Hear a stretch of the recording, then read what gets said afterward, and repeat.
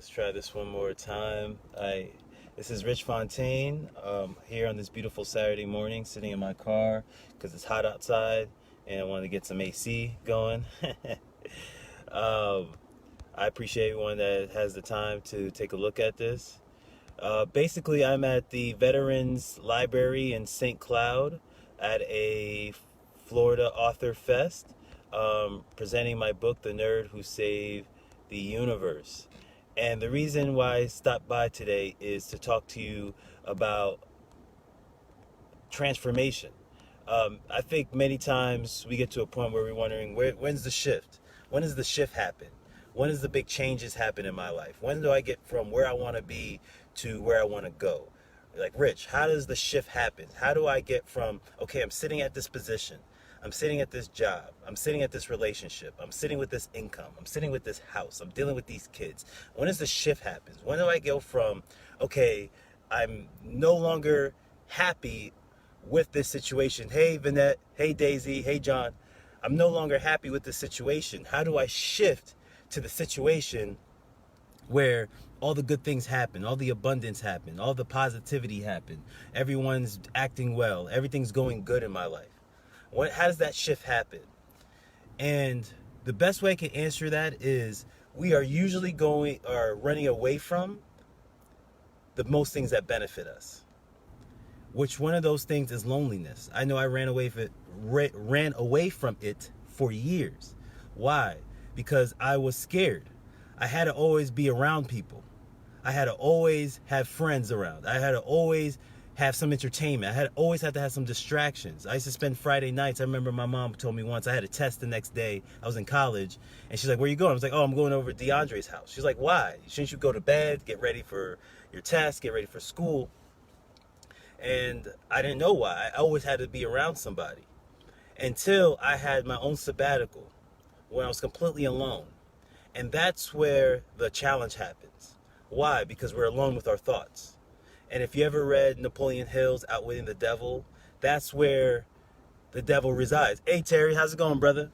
The devil resides in your consciousness. It's those thoughts, it's those whispers, it's that deep subconscious inspiring thought that says, you can't do that. That won't work. It can't happen. You're not good enough. You're not good looking enough. You need friends. You need people around. You need network. You need all these surrounding people to make you feel good about yourself. And you believe that. And when you're alone, that's when all the negativity comes to you. When you're alone, when you're driving alone, when you're in the house alone, when you're in church alone. And that's when all the negativity starts bombarding you. That's when the devil really works. He says, oh, yeah, that thing didn't work out for you, did it? Oh, you still want this dream? Are you sure?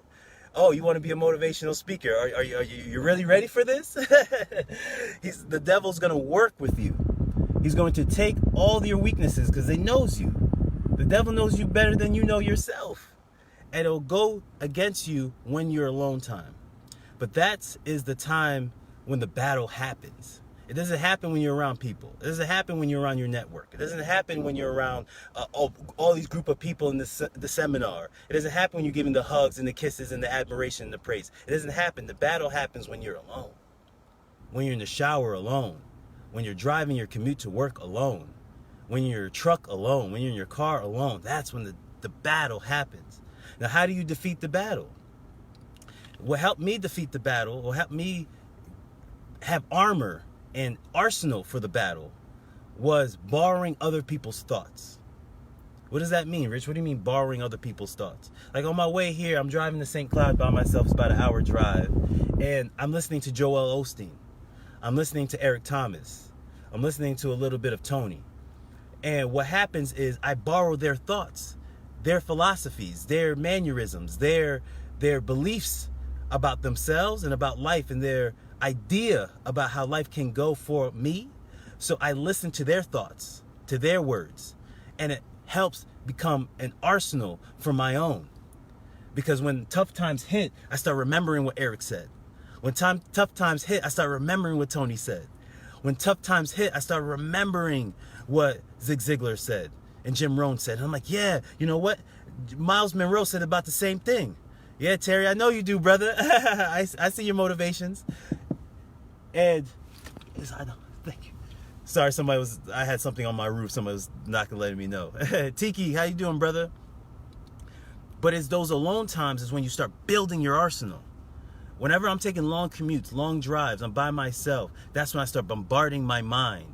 I start bombarding my mind with the right things. You know, it was a good book that says, meditate on my word. That's what God told us, to meditate on my word. That means to bombard your mind consistently. Let it program you over and over and over and over again, and hearing the right things. I've been doing it for years. I remember when I was doing my transformation, I listened to this Les Brown speech every morning. I asked Jasmine, when we were just dating, I used to play it every morning. We would wake up, and that would be the first thing. Once the alarm hits, I press play on my YouTube, and that speech would play. So before I even open my eyes, I'm already fighting. Before I even enter into the battlefield, I'm already loading up my arsenal. I'm already putting on my armor. Because the day is full of distractions. The good book said it. The day is full of evils. Meaning it's full of distractions. It's full of things that are trying to pull you away from your purpose and from your dream and from your transformation. Hi, Sue. Hi, Elizabeth. And it's trying to pull you away from your grand purpose. That's the evils of the world. That's the distractions of the world. So how do you fight it? By every day bombarding your mind. I don't mean just, oh, I heard one speech that was nice. I mean, I bombard my mind. I bombard my consciousness for years. Les Brown. Someone's opinion of you does not have to become your reality. Zig Ziglar. You help enough people get what they want, they'll get enough what you want. Jim Rohn. Don't be the Israelites and spend 40 years in the desert complaining. Norbert Vincent Peale, The Power of Positive Thinking. I mean, over and over and over and over again. Why? Because that's my arsenal. Earl Nightingale. All of us are successful, but all of us is self-made, but only successful will admit it. It's just Miles Monroe. We are excited on things that God's disappointed in. I mean, I bombard my mind, and faith comes by hearing and hearing and hearing. So as I hear these words consistently in my mind, I start transforming. So the loneliness could happen in two ways. You could be lonely, and you could let the devil motivate you by telling all the things that you can't do, all the things you've done wrong in your past, all the things that have held you back from your full-on purpose. Or you can borrow somebody else's thoughts by listening over and consistently to the right positive things. Your loneliness, the times where you're by yourself, could be your greatest asset as well as your greatest liability. It all depends on how you armor yourself for that battle. Loneliness is a battle. I used to hate being by myself because the devil was waiting for me. I read it out when the devil, he's waiting for me. He's waiting for my friends to leave just so he can say, oh, you had a good time today, huh? But you didn't get closer to your goal, though. But it wasn't until as soon as they leave, I started, all right, let me play some Joel Osteen in the background. Let me play some T.D. Jakes in the background. Let me play some Tony Robbins in the background. Let me play some Neil Donald Walsh in the background. And as I start to listen to these things over and over and over and over again, I started wearing this armor. Daisy, I listened to your speeches. It's made me a better person and follow my dreams. Oh, namaste, Daisy. That warms my heart. Even listen to people like me or influencers that you find on YouTube, whoever you connect with on a positive way that says, man, they're doing something I want to do. That's the person you need to listen to. Borrow their thoughts. Borrow my thoughts until your thoughts are ready, until you gain that arsenal, until you gained all those weapons and ready to fight the battle that we go through every single day. It's not easy. It's hard. Every day is a battle. But when you arsenal yourself, hey Tasha, how you doing? When you add that times you're alone, listen to positive speeches, listen to positive talks, listen to positive audiobooks. Listen, faith comes by hearing and hearing and hearing. The more you can wear that armor, the more you're ready for the battle ahead. So again, your loneliness could be your greatest asset or your greatest liability.